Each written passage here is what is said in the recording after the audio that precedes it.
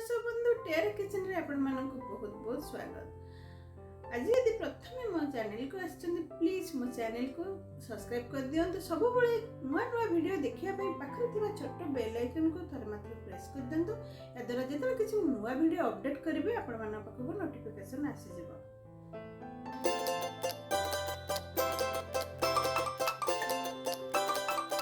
Tiara kitchen शुद्ध ओडिया व्यंजनर समाहार।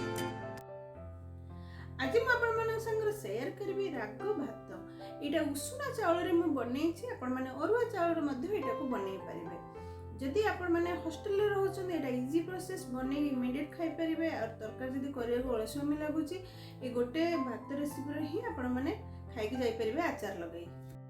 चलो तो रेसिपी रे लागिथबा इंग्रेडिएंट्स सब देखि नबा। एक ग्लास रे मु गोटे ग्लास उषुना चावल नेछि जहा को भलो भाबरे धोई ताको छाणी के एठी रखिछि।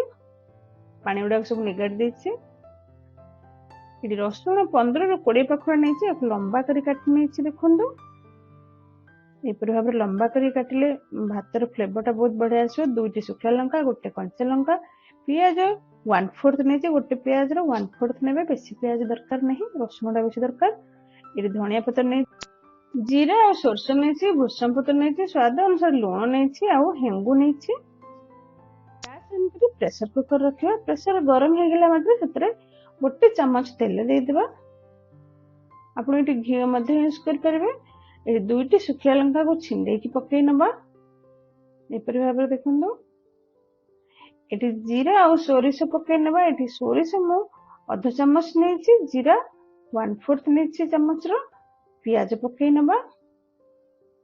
कंचा लंका पकै नबा। यहाँ को अल्प टिके बे हमें भाजी चलिबा।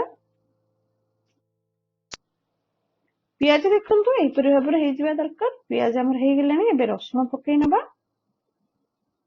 रसुन पकै सारे अल्प टिके भाजिबा। बेसी समय बे रसुन भाजिबानी। एबे जो चावल को धोई रखितले ताको पकै नबा।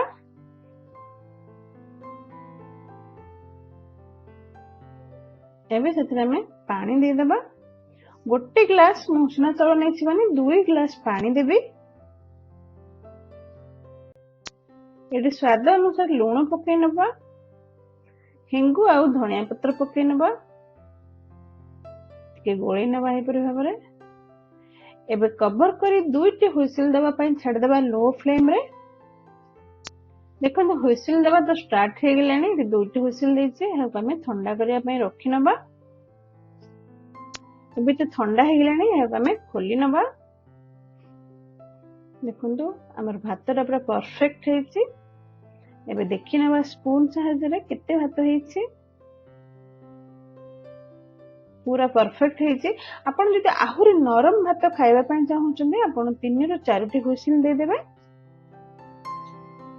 देखंतु हमर राग उषुना भात तो रेडी हे गेला। आपण माने अरुआ चावल रे मध्य करि परिबे। आशा करूछि आज मोर ए राग भात रेसिपी आपण मानको खूब पसंद आस्तबो। ए रेसिपी को घरे बनांतु। फैमिली फ्रेंड्स को संग शेयर करंतु।